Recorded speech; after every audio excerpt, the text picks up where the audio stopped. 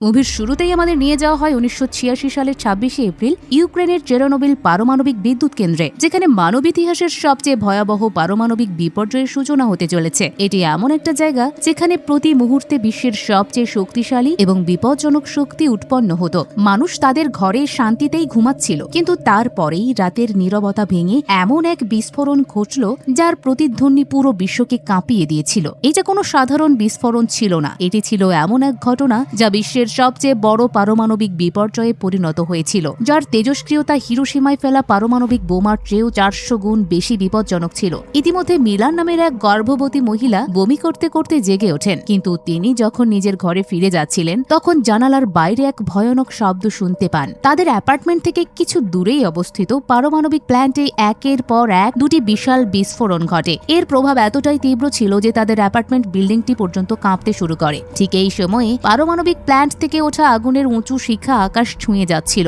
যার কারণে মিলার স্বামী ভাসিলি, যিনি একজন অগ্নি নির্বাপক কর্মী ছিলেন, তাকে অবিলম্বে ডিউটিতে ডেকে নিয়ে আসা হয়। তখন ভিজিলি কোনো ভয় না পেয়ে হেসে তার স্ত্রীকে বলেন, এইটা একটা সামান্য আগুন, আমি এখনই নিভিয়ে আসছি। কিন্তু তিনি জানতেন না যে এটিই তাদের শেষ স্বাভাবিক সাক্ষাৎ হতে যাচ্ছে।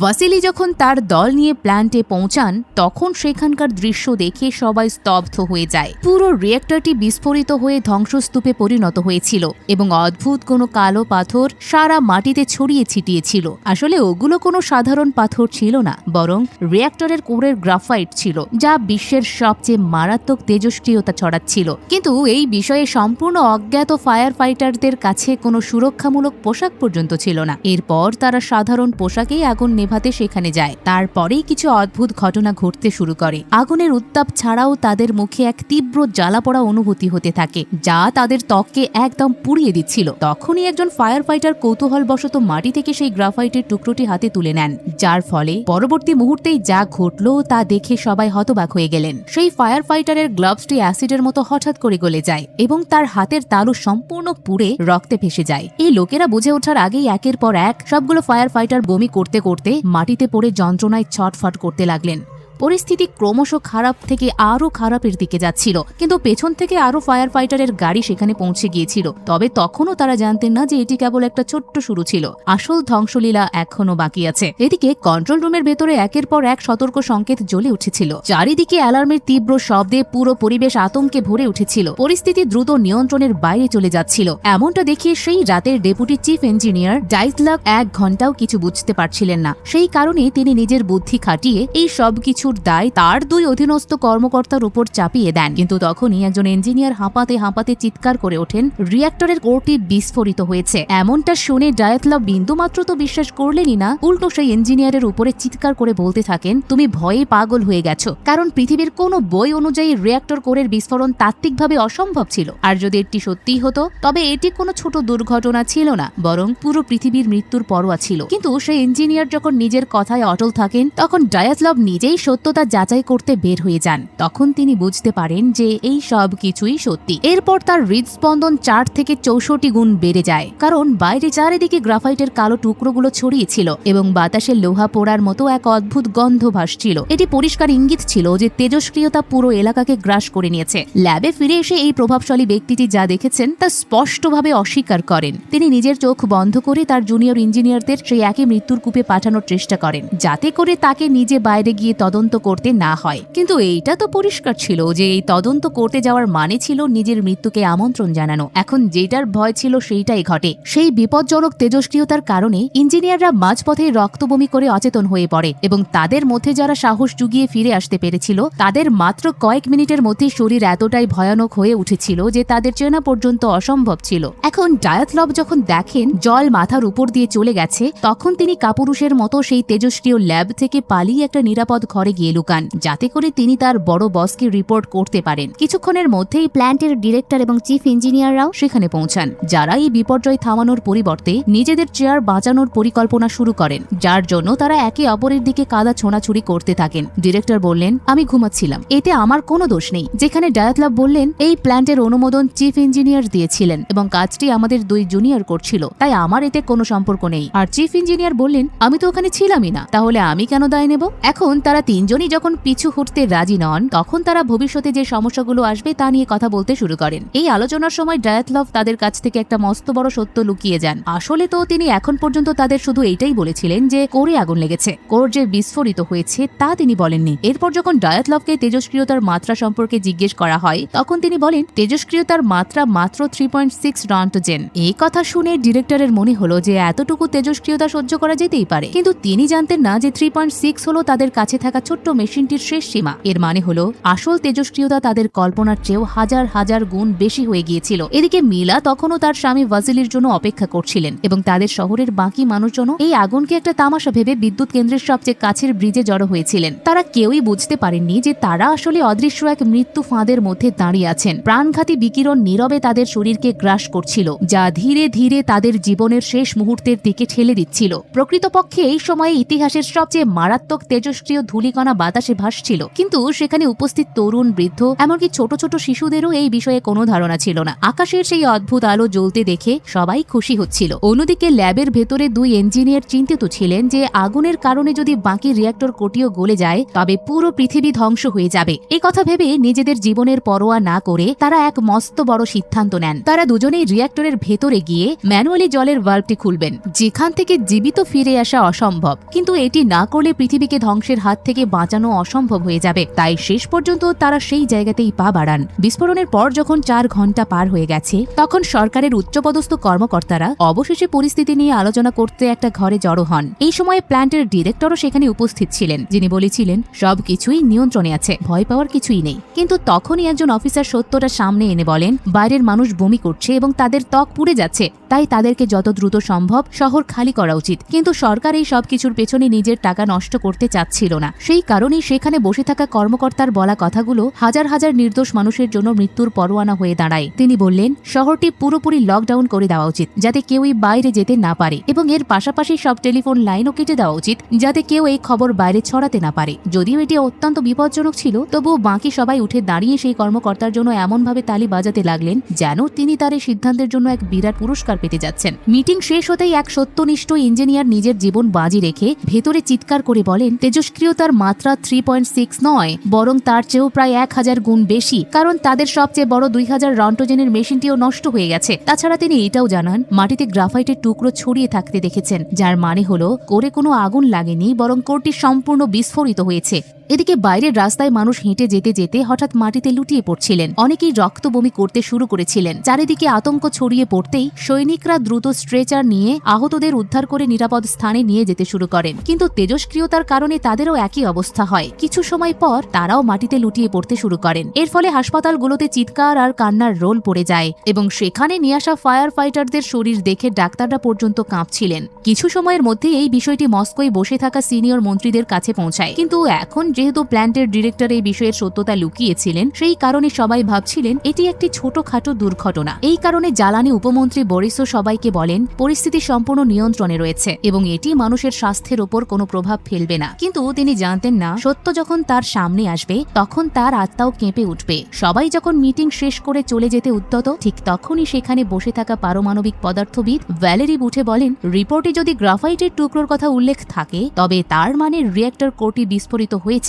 এবং যদি কোরটি বিস্ফোরিত হয়ে থাকে তবে এর প্রভাব আগামী কয়েক প্রজন্ম ধরে থাকবে। এই কথা শোনার পর সোভিয়েত প্রেসিডেন্ট গর্বাচেভ অবিলম্বে বরিস এবং ভ্যালেরি দুজনকেই সরাসরি চেরনোবিলে যাওয়ার নির্দেশ দেন। কিছুক্ষণ পর তাদের হেলিকপ্টার চেরনোবিলে পৌঁছে যায়। সেখানে পৌঁছে চোখের সামনে যে ভয়াবহ দৃশ্য তারা দেখলেন তা মুহূর্তের মধ্যেই প্ল্যান্টের কর্মকর্তাদের স্তব্ধ করে দিল। প্ল্যান্ট থেকে মারাত্মক ধোঁয়া বের হচ্ছিল এবং পুরো রিঅ্যাক্টরটি ধ্বংসস্তূপে পরিণত হয়েছিল।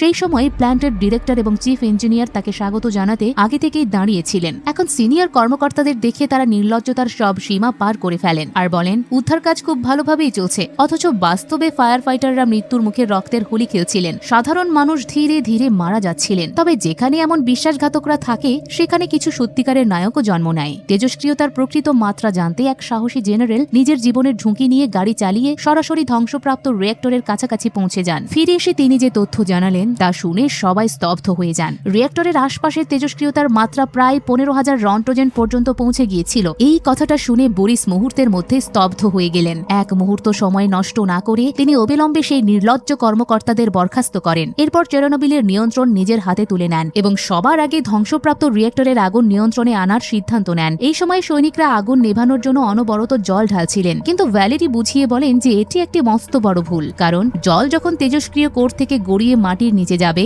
তখন এটি পুরো দেশের জলকে বিষাক্ত করে দেবে। এখন এই আগুন নিয়ন্ত্রণ করার একমাত্র উপায় ছিল হেলিকপ্টার থেকে এর উপর মাটি এবং বরণ ফেলা। কিন্তু এই প্ল্যান্টের উপর এমন এক ভয়ানক পরিস্থিতি তৈরি হয়েছিল যা শুনলে যে কারো রক্ত হিম হয়ে যাবে। সেই প্ল্যান্টের উপরের বাতাসে এত বেশি তেজস্ক্রিয়তা ছিল সেখানে যাওয়া হেলিকপ্টার এবং পাইলটদের বেঁচে থাকা অসম্ভব ছিল, যার মানে যে কেউ এই কাজ করবে তাকে নিজের জীবন বিসর্জন দিতে হবে। সব ঝুঁকি জেনেও কয়েকজন সাহসী পাইলট এই দায়িত্ব পালন করতে এগিয়ে এলেন, কিন্তু ঠিক তখনই ঘটল সেই আশঙ্কাজনক ঘটনাটি। কিছুক্ষণের মধ্যেই একটা হেলিকপ্টার নিয়ন্ত্রণ হারিয়ে দুর্ঘটনার শিকার হয়। ধোঁয়ার কারণে দৃশ্যমানতা কমে যাওয়ায় সেটি একটি স্টিলের ক্যাবলের সঙ্গে ধাক্কা খায় এবং আঘাতের ফলে হেলিকপ্টারটি আকাশেই ভেঙে পড়ে। এই মর্মান্তিক দুর্ঘটনা নিজের চোখে দেখার পরও অন্য পাইলটরা পিছিয়ে যাননি। অসাধারণ সাহস এবং দায়িত্ববোধ নিয়ে তারা জীবন বাজি রেখে মিশনটি শেষ পর্যন্ত সম্পূর্ণ করেন। বিশ্ব তাদের এই আত্মত্যাগ কখনো ভুলতে পারবে না, কারণ সেই সব পাইলট কয়েক বছরের মধ্যেই মারা যান, কিন্তু তারা অসম্ভবকে সম্ভব করেছিলেন, যা ভবিষ্যৎকে সুরক্ষিত করতে পারত।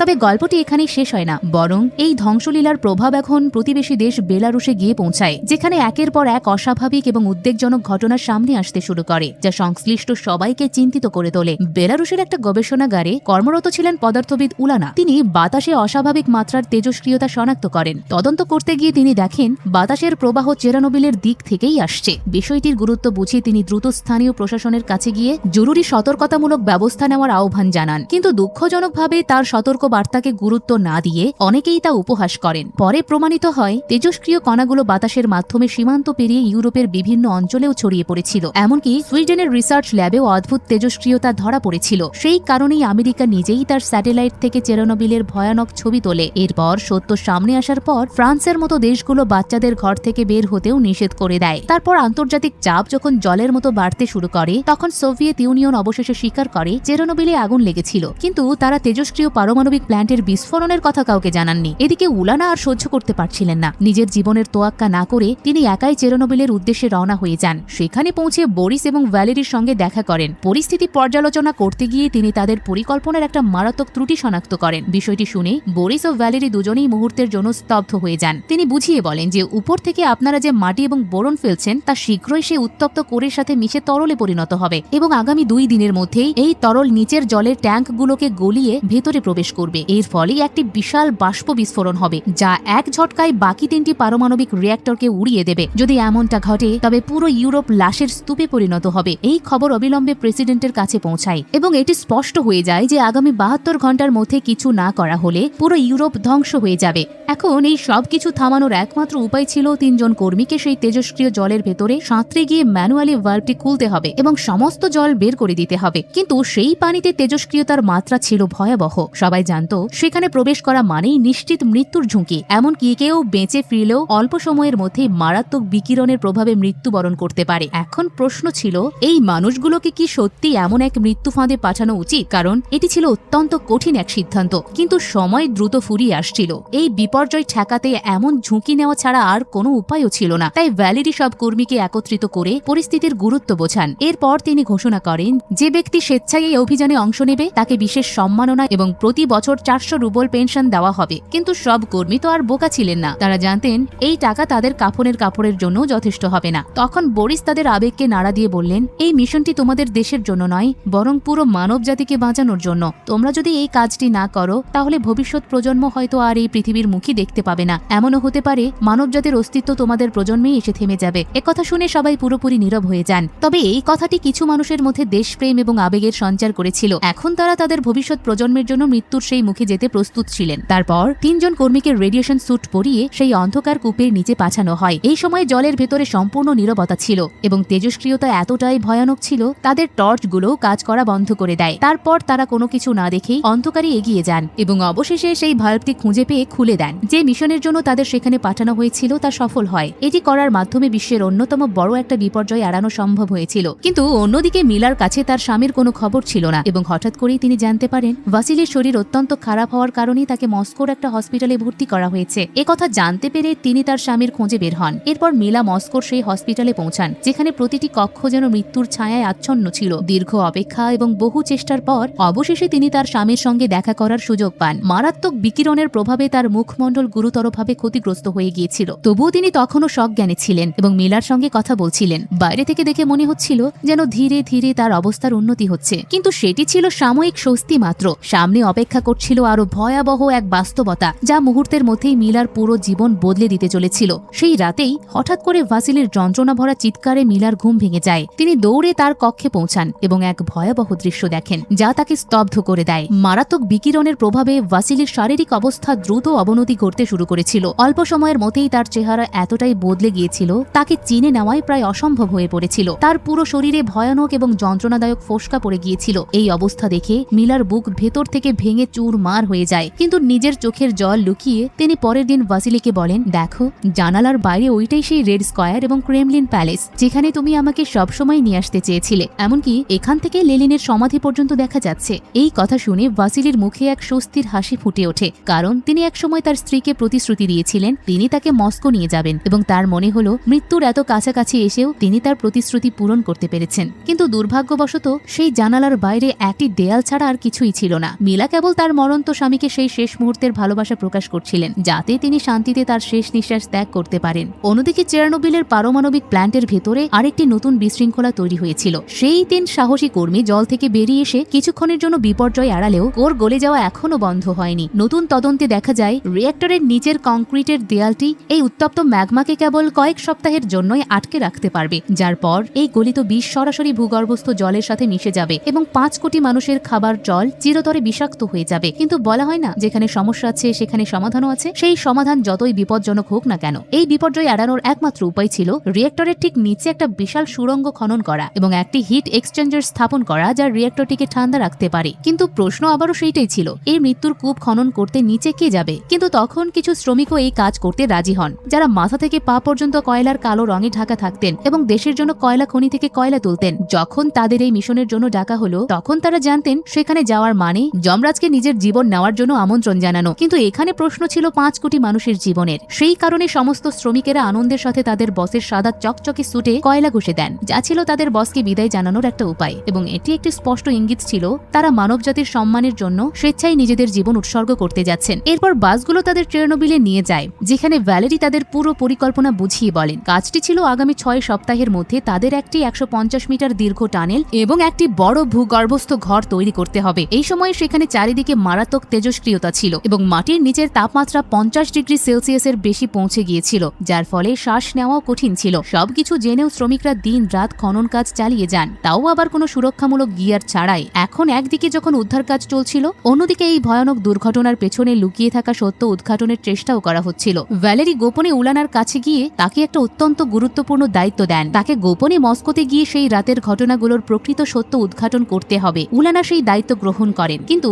তিনি জানতেন না সত্যের যত কাছাকাছি তিনি পৌঁছাবেন ততই শক্তিশালী কেজিবি গোয়েন্দা সংস্থার এজেন্টরা তার জীবনের পেছনে লেগে যাবে। এরপর উলানা যখন গোপনে মস্কোর হাসপাতালে পৌঁছান তখন সেখানকার দৃশ্য দেখে তার শরীর কেঁপে ওঠে। সেখানেই তিনি সেই তরুণ ইঞ্জিনিয়ারকে দেখতে পান, যিনি বিশ্বকে বাঁচাতে তেজস্ক্রিয় জলের ভাল্ব খুঁজতে নিচে গিয়েছিলেন। কিন্তু এখন তার শরীর এতটাই গলে গিয়েছিল তাকে মানুষের চেয়ে মৃত্যুর এক জীবন্ত স্তূপের মতো লাগছিল। উলানা তখন চেরনোবিলের সেই রাতে উপস্থিত বেশ কয়েকজন ইঞ্জিনিয়ারের সাক্ষাৎকার নেন, যার কারণে তিনি ধীরে ধীরে সবচেয়ে বড় রহস্যের কাছাকাছি পৌঁছাতে শুরু করেন। কিন্তু তদন্ত আরো এগিয়ে নিয়ে যাওয়ার আগেই হঠাৎ পেছন থেকে কয়েকজন কেজিবি এজেন্ট এসে তাকে আটক করে। এমনকি সেই লোকেরা ভ্যালেরি এবং বরিসের প্রতিটি পদক্ষেপের উপর নজর রাখছিল। এখন এটি পরিষ্কার ছিল সেই রাতের বিস্ফোরণটি কেবল সেই শ্রমিকদের ভুল ছিল না, বরং এর পেছনে সোভিয়েত ইউনিয়ন সরকারের একটি ভয়ানক কেলেঙ্কারি লুকিয়েছিল, যে গোপন সত্যটি আড়াল করতে তারা যে কোনো পর্যায়ে যেতে প্রস্তুত ছিল। প্রয়োজনে কারো জীবনও বিপন্ন করতে দ্বিধা করত না। ইতিমধ্যে ক্রেমলিনে আরেকটি উচ্চ পর্যায়ের বৈঠক ডাকা হয়। ততক্ষণে সবচেয়ে গুরুত্বপূর্ণ উদ্ধার কাজ প্রায় শেষ হয়ে এসেছিল, কিন্তু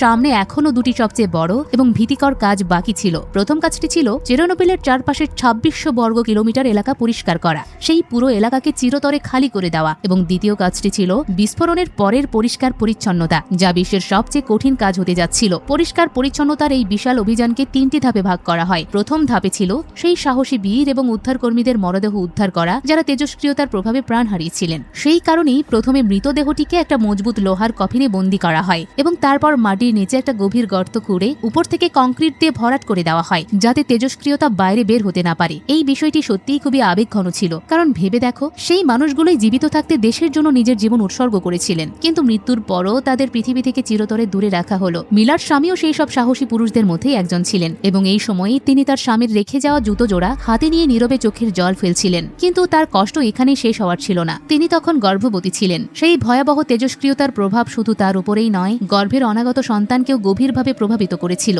তখন স্পষ্ট হয়ে উঠছিল এই নির্মম বিপর্যয়ের ক্ষত তাদের পরিবারকে চিরদিনের জন্য বদলে দিতে চলেছে। এরপর পরিচ্ছন্নতার দ্বিতীয় বড় অংশটি ছিল প্ল্যান্টের চারপাশে ছড়িয়ে থাকা গ্রাফাইটের টুকরোগুলো সরানো, যেগুলো বিস্ফোরণের সময় ছিটকে এসেছিল। এই গ্রাফাইটই ছিল এই বিপর্যয়ের সবচেয়ে বিষাক্ত উপাদান। সেই কারণে এই কাজটিকে 3টি জোনে ভাগ করা হয়েছিল। এমনকি সবচেয়ে কম বিপজ্জনক এলাকাতেও প্রতি ঘন্টায় 1000 রন্টোজেন তেজস্ক্রিয়তা ছিল, যেখানে কোনো মানুষ 2 ঘন্টা থাকলে তার মৃত্যু নিশ্চিত ছিল। দ্বিতীয় জোনে 6000 রন্টোজেন এবং সবচেয়ে মারাত্মক এলাকায় 12000 রন্টোজেন।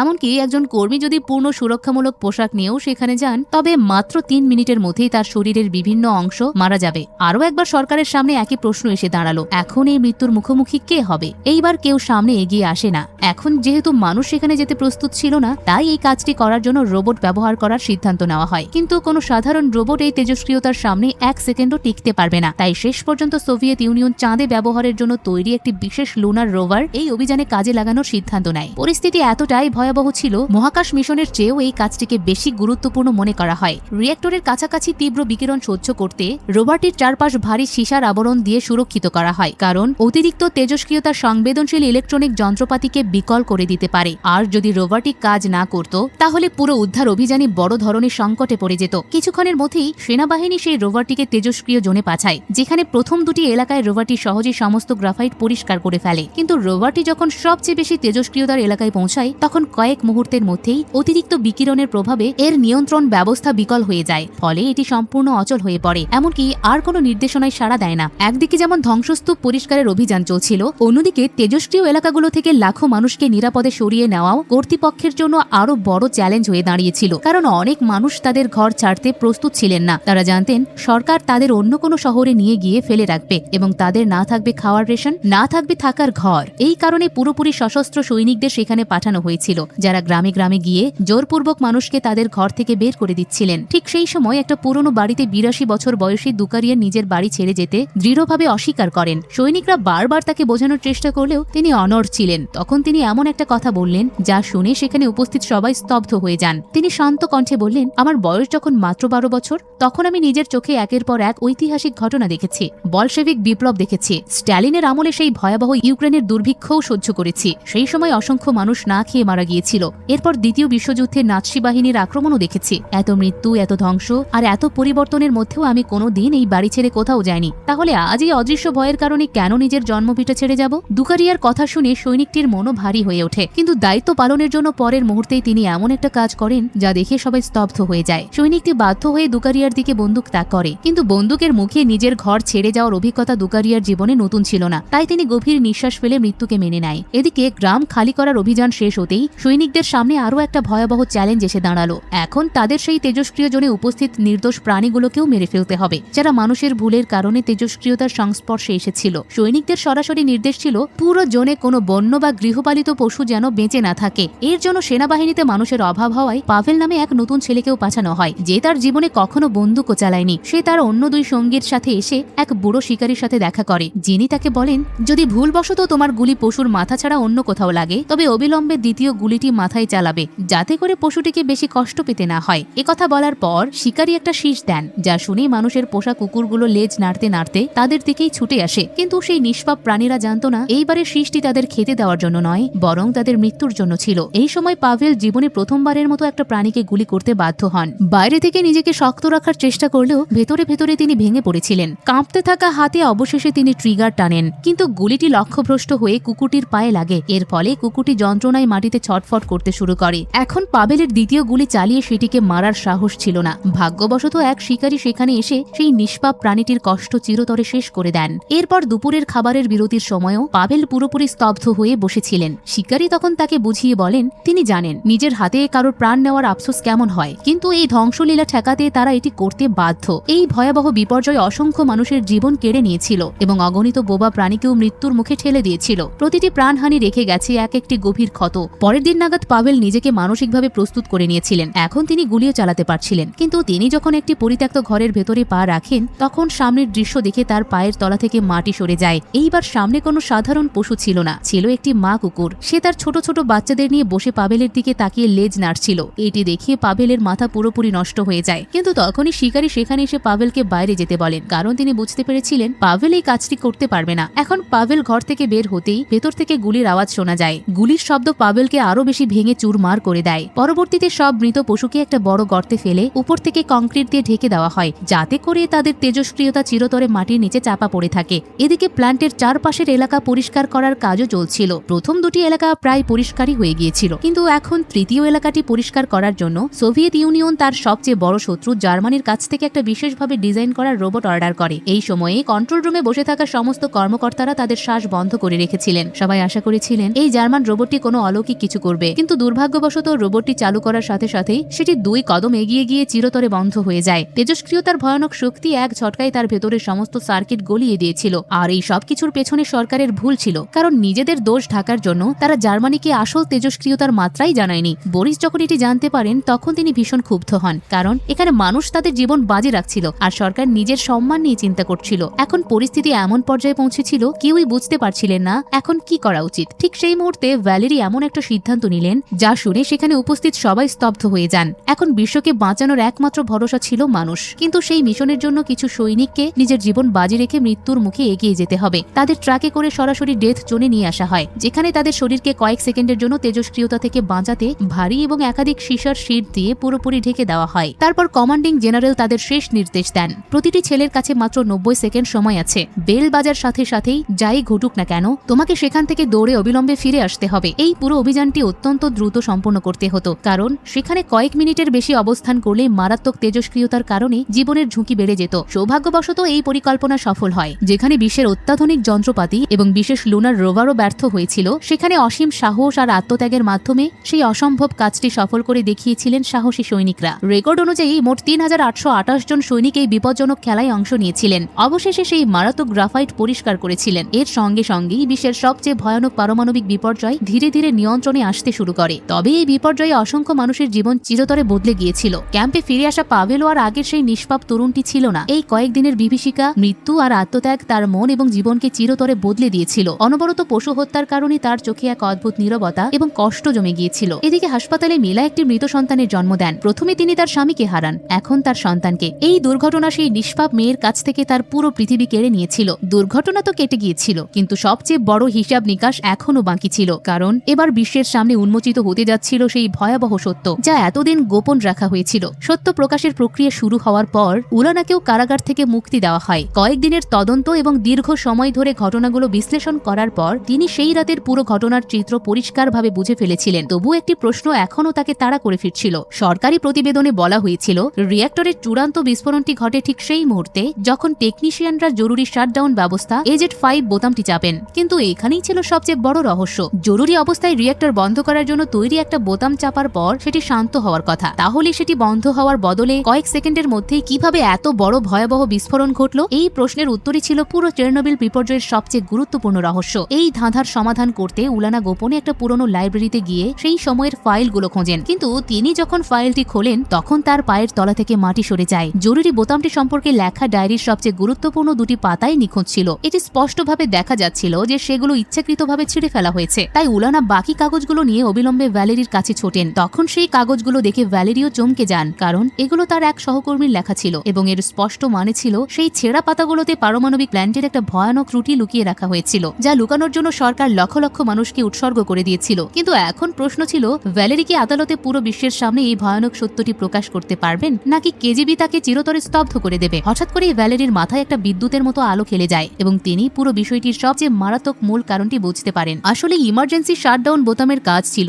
সমস্ত কুলিং রডগুলোকে রিঅ্যাক্টরের ভেতরে ঢুকিয়ে দেওয়া, যাতে বিক্রিয়াটি বন্ধ হয়ে যায়। কিন্তু সোভিয়েত সরকার কিছু টাকা বাঁচানোর জন্য অত্যন্ত জঘন্য একটা কাজ করেছিল। তারা সেই কুলিং রডগুলোর মাথায় কোনো সুরক্ষামূলক আবরণের পরিবর্তে সস্তা গ্রাফাইট ব্যবহার করেছিল। এর মানে হলো টেকনিশিয়ানরা যখনই জরুরি বোতামটি চাপেন, তখনই রডগুলোর সামনের গ্রাফাইট কোরের সংস্পর্শে আসে এবং রিঅ্যাক্টরটিকে ঠান্ডা করার পরিবর্তে সেটি হঠাৎ একটা পরমাণু বোমায় পরিণত হয়। সামগ্রিকভাবে টাকা বাঁচানোর জন্য সোভিয়েত ইউনিয়ন সুরক্ষার বোতামটিকে ধ্বংসের বোতামে পরিণত করেছিল, যার কারণে বিশ্বের রাজধানীগুলো নরকের মতো দেখানোর উপক্রম হয়েছিল। তখন উলানা ভ্যালেরির হাত ধরে বলেন, তোমাকে এই সত্য পুরো বিশ্বকে জানাতে হবে, কারণ তুমি যদি আজ নীরব থাকো তবে এই একই সস্তা রডগুলো অন্যান্য পারমাণবিক প্ল্যান্টেও লক্ষ লক্ষ মানুষের জীবন কেড়ে নেবে। কিন্তু ভ্যালেরি কি তা করতে পারবেন? এখন গল্পটি পৌঁছে যায় সবচেয়ে কঠিন নৈতিক সংকটে। একজন বিজ্ঞানীর জন্য সত্য প্রকাশ করাই ছিল তার দায়িত্ব, কিন্তু সেই সত্যটাই যদি একটি শক্তিশালী রাষ্ট্রের গোপন ব্যর্থতাকে বিশ্বের সামনে উন্মোচন করে, তাহলে তার মূল্য হতে পারত নিজের জীবন। ভ্যালেরি ঠিক যে আশঙ্কা করেছিলেন সেইটাই ঘটল।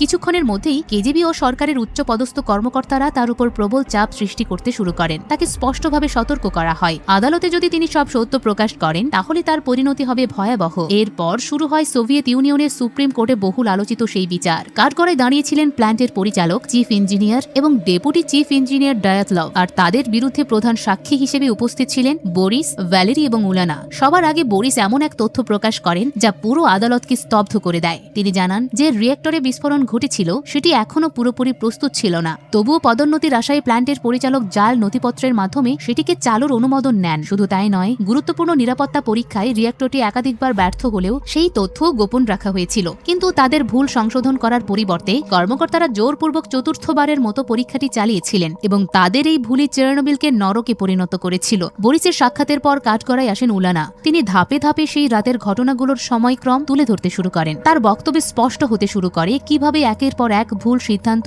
শেষ পর্যন্ত এই ভয়াবহ বিপর্যয়ের দিকে নিয়ে গিয়েছিল। উলানা জানান, এই গুরুত্বপূর্ণ নিরাপত্তা পরীক্ষাটি মূলত দিনের বেলায় হওয়ার কথা ছিল, কিন্তু স্থানীয় বিদ্যুৎ গ্রিডে চাহিদা বেশি থাকায় পরীক্ষাটি রাতে পিছিয়ে দেওয়া হয়েছিল। এমন পরিস্থিতিতে যদি নিরাপত্তা বিধি কঠোরভাবে মেনে চলা হতো তাহলে পরীক্ষাটি স্থগিত করার সিদ্ধান্তই হওয়া উচিত ছিল। কিন্তু সেই সুবিধাবাদী কর্মকর্তারা কারো জীবনের তোয়াক্কা করেননি। তাদের কেবল উচ্চপদস্থ কর্মকর্তাদের কাছে রিপোর্ট পাঠাতে হতো, কারণ প্ল্যান্টের ডিরেক্টর সেখান থেকে বদলি হতে যাচ্ছিলেন এবং চিফ ইঞ্জিনিয়ার তার পদটি চাচ্ছিলেন। এরপর সাক্ষ্য দেওয়ার পালা আসে ভ্যালেরির। আদালতের উপস্থিত সবার দৃষ্টি তখন তার দিকেই নিবন্ধ ছিল, কারণ তিনি সেই ব্যক্তি যার বক্তব্যের মাধ্যমে এই বিপর্যয়ের প্রকৃত কারণ স্পষ্ট হয়ে উঠতে পারত। তার প্রতিটি শব্দের উপর নির্ভর করছিল সত্য প্রতিষ্ঠার ভবিষ্যৎ। কিন্তু কেউই কল্পনা করতে পারেনি ভ্যালেরি এমন এক গুরুত্বপূর্ণ তথ্য আদালতের সামনে তুলে ধরবেন যা শুনে পুরো আদালত স্তব্ধ হয়ে যাবে। আসলে সবচেয়ে বড় অবহেলাগুলোর একটি ছিল, যেসব কর্মীকে এই অত্যন্ত ঝুঁকিপূর্ণ পরীক্ষার দায়িত্ব দেওয়া হয়েছিল তাদের অনেকেরই এমন পরীক্ষার বাস্তব অভিজ্ঞতা ছিল না। জটিল নির্দেশনা এবং চাপের মধ্যে তারা বিভ্রান্ত হয়ে পড়েন,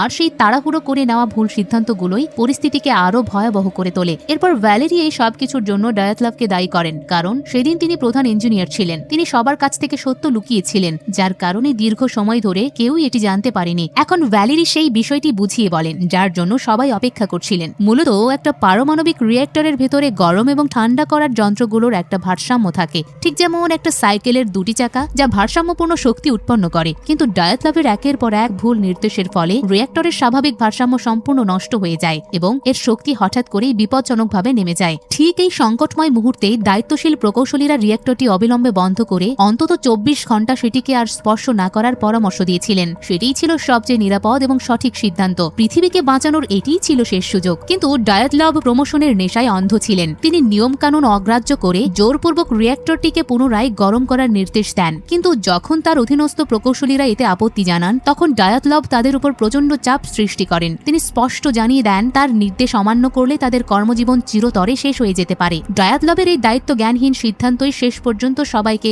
এমন এক বিপর্যয়ের দিকে ঠেলে দেয় যেখান থেকে আর ফিরে আসার কোনো পথ ছিল না। এরপর রিয়েক্টরটিকে পুনরায় গরম করার জন্য টেকনিশিয়ানরা প্রায় সমস্ত কন্ট্রোল রড বের করে নিয়েছিলেন। এই সময় কম্পিউটারগুলো চিৎকার করে সতর্কতা সংকেত দিচ্ছিল, কিন্তু ডায়াতলভ এখনই তার প্রমোশন চাচ্ছিলেন। তাই তিনি সবাইকে থামতে বারণ করেন, যার কারণে বিক্রিয়া থামানোর জন্য রিয়েক্টরের ভেতরে একটিও কন্ট্রোল রড বাকি ছিল না। এর ফলে রিয়েক্টরের শক্তি মাত্র কয়েক সেকেন্ডের মধ্যে নিয়ন্ত্রণের বাইরে চলে যায় এবং বিপজ্জনক সীমা অতিক্রম করে। পরিস্থিতি যখন সম্পূর্ণ হাতের বাইরে চলে যায় তখন প্রকৌশলীদের শেষ ভরসা ছিল জরুরি শাটডাউন ব্যবস্থা। তাদের ধারণা ছিল এটি চাপলে রিয়েক্টরটি দ্রুত নিরাপদ অবস্থায় চলে যাবে, কিন্তু রিয়েক্টরের নকশাগত ত্রুটির কারণে ঠিক উল্টোটা ঘটে। AZ-5 চাপার পর নিয়ন্ত্রণ রডের গ্রাফাইট যুক্ত অগ্রভাগ প্রথম মুহূর্তে উল্টো প্রতিক্রিয়া সৃষ্টি করে, যার ফলে রিয়েক্টরের শক্তি আরও বেড়ে যায়। কয়েক সেকেন্ডের মধ্যেই সেই অস্বাভাবিক শক্তি বৃদ্ধি ভয়াবহ বিস্ফোরণের জন্ম দেয় এবং পুরো রিয়েক্টর ধ্বংস হয়ে যায়। ভ্যালেরির এই সাক্ষ্য শুনে পুরো আদালত নিস্তব্ধ হয়ে যায়। সেদিনই চেরনোবিলের ভয়াবহ পারমাণবিক বিপর্যয়ের পেছনের আসল সত্য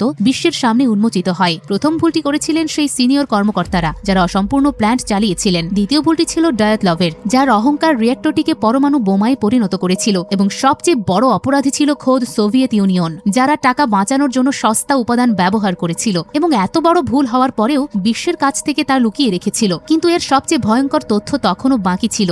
ভ্যালেরি আদালতে জানান, এখনো সারা দেশে একই ত্রুটিপূর্ণ নকশার আরো 16টি রিঅ্যাক্টর চালু ছিল। সবচেয়ে উদ্বেগজনক বিষয় ছিল এর মধ্যে 3টি চেরনোবিল থেকে মাত্র 20 কিলোমিটার দূরেই অবস্থিত ছিল। এখন সেগুলো যদি অবিলম্বে ঠিক করা না হয় তবে সেগুলোও পারমাণবিক বোমার মতো বিস্ফোরিত হবে, যার কারণে পুরো দেশ ছায়ে পরিণত হবে। অবশেষে নিজের জীবনকে তুচ্ছ করে ভ্যালেরি বিশ্বের সামনে পুরো সত্যটি তুলে ধরলেন। কিন্তু এমন একটা ক্ষমতাবান সরকারের বিরুদ্ধে সত্য বলা যে কত বড় মূল্য দিতে হবে তা তিনি খুব ভালোভাবেই জানতেন। আদালত থেকে বের হওয়ার পরপরই তাকে গ্রেফতার করা হয়। যে মানুষটি দিনরাত পরিশ্রম করে চেরনোবিল বিপর্যয় নিয়ন্ত্রণে আনতে গুরুত্বপূর্ণ ভূমিকা রেখেছিলেন এবং অগণিত মানুষের জীবন রক্ষায় অবদান রেখেছিলেন, শেষ পর্যন্ত তাকেই নিজের সত্যবাদিতার মূল্য দিতে হয়। সরকার তাকে মৃত্যুদণ্ডের চেয়েও খারাপ এক নরককুণ্ডের জীবনে বাধ্য করে। তাকে একটা অন্ধকার জনশূন্য ঘরে চিরতরে বন্দী করে রাখা হয়, যেখানে কেউই তার আওয়াজ পর্যন্ত শুনতে পেত না। এমনকি তার করা সমস্ত কাজের কৃতিত্ব সেই সব নেতা এবং কর্মকর্তাদের দেওয়া হয় যাদের কারণে এই ঘটনাটি ঘটেছিল। কিন্তু ভ্যালেরির এই আত্মত্যাগ বৃথা যায়নি। তার বক্তব্য বিশ্বকে জাগিয়ে তুলেছিল এবং সবাই ভালো উপাদান ব্যবহার করা শুরু করেছিল। এখন ভ্যালেরির বেশ কয়েকটি শুনানির পর তাকে গোপনে এক অজানা অন্ধকার ঘরে ঠেলে দেওয়া হয়। এর আগে বরিস এবং উলানা দূর থেকে কাঁদতে কাঁদতে তাদের সাহসী সঙ্গীর দিকে শেষবারের মতো তাকান। সেই সময় তারাও জানতেন জীবনে তাদের আর কখনো দেখা হবে না। এমনকি সরকার এতটাই নির্লজ্জ হয়ে উঠেছিল তারা বাকি 16টি পারমাণবিক রিঅ্যাক্টরের নিম্নমানের কুলিং রডগুলো পর্যন্ত মেরামত করেনি। এটি জানতে পেরে এই সবকিছু ঠিক 2 বছর পর ভ্যালেরি আত্মহত্যা করেন। মারা যাওয়ার আগেই তিনি তার সমস্ত মিথ্যার পেছনের সত্যটি একটা টেপের রেকর্ড করে যান, যাতে বিশ্ব সবসময় সত্যটা জানতে পারে। এখন এই সবকিছুর মধ্যে অনেকেই তাদের জীবন হারিয়েছেন। সেই সাহসী কয়লা খনি শ্রমিকেরা মাটির নিচে সুড়ঙ্গ খননের জন্য দিন রাত কাজ করেছিলেন। তারা সময়ের আগেই তাদের কাজ শেষ করেছিলেন, কিন্তু তাদের মধ্যে 100 জনেরও বেশি মানুষ 40 বছর পর্যন্ত বাঁচতে পারেননি। তাছাড়া সেই রাতে যারা ব্রিজের ওপর দাঁড়িয়ে জ্বলন্ত আগুনের তামাশা দেখছিলেন, তেজস্ক্রিয়তা তাদের ভেতর থেকে গলিয়ে মেরে ফেলেছিল। সেই কারণেই আজ এই জায়গাটিকে বলা হয় দ্য ব্রিজ অব ডেথ। এর মধ্যে সবচেয়ে অনুতাপের বিষয় ছিল লক্ষ লক্ষ নির্দোষ মানুষ এবং সত্যিকারের বিজ্ঞানীরা বিশ্বকে পরমাণু বোমার স্তূপে পরিণত হওয়া থেকে বাঁচাতে নিজেদের জীবন উৎসর্গ করেছিলেন। অথচ এই পর্যায়ের আসল অপরাধীরা আরামে তাদের জীবন কাটিয়ে দিচ্ছিলেন। প্ল্যান্টের ডিরেক্টর, চিফ ইঞ্জিনিয়ার এবং ডেপুটি চিফ ইঞ্জিনিয়ার ডায়াতলভকে আদালতে মাত্র 10 বছর করে নামমাত্র সাজা দিয়েছিল।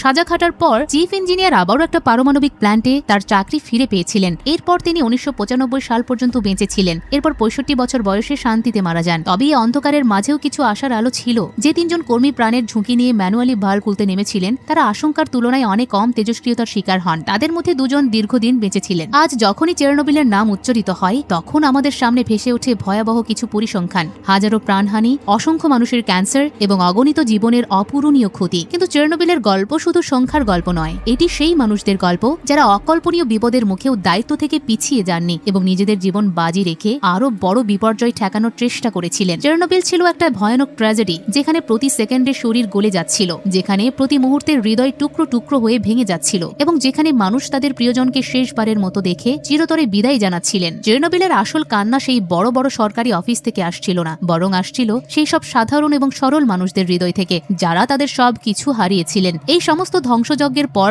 সবচেয়ে স্বস্তিদায়ক দৃশ্য ছিল যখন ধীরে ধীরে সেই নিষিদ্ধ এলাকাতেও জীবনের স্পন্দন ফিরে আসতে শুরু করেছিল। সেখানে একটা বিনোদন পার্কে মায়েরা হাসি মুখে তাদের সন্তানদের দোল দিচ্ছিলেন। শহরের ফাউন্টেন স্কয়ারে নতুন বাবারা তাদের সন্তানদের কাঁধে নিয়ে হাসছিলেন। কেউ ভালোবাসায় স্বামীর চুলে আঙুল বুলিয়ে পুরনো দিনের স্মৃতি ফিরিয়ে আনছিলেন, কেউ আবার সুইমিং পুলে নেমে জীবনের স্বাভাবিক আনন্দ খুঁজে নিচ্ছিলেন। এদিকে মিলা নিজের পরিশ্রমে একটা বড় শপিং মলে ছোট্ট একটা দোকান খুলেছিলেন। যদিও তিনি জীবনের সবচেয়ে প্রিয় মানুষটিকে হারিয়ে আজ সম্পূর্ণ একা, তবুও বন্ধুদের সঙ্গে দেখা হলে তার মুখে আবারও হাসি ফুটে উঠত। চেরনোবিলের সেই মৃত্যুকূপ থেকে বেঁচে ফেরা মানুষগুলো ধীরে ধীরে জীবনের পথে ফিরে আসতে শিখেছিলেন। সেই ভয়ঙ্কর তেজস্ক্রিয়তা তাদের কাছ থেকে অনেক প্রিয় মানুষকে চিরদিনের জন্য কেড়ে নিয়েছিলেন, তবুও তারা বেঁচে থাকার ইচ্ছা, আশা আর নতুন করে জীবন গড়ার সাহস কখনো হারিয়ে ফেলেননি। এই দৃশ্যের মাধ্যমেই শেষ হয় আজকের কাহিনী।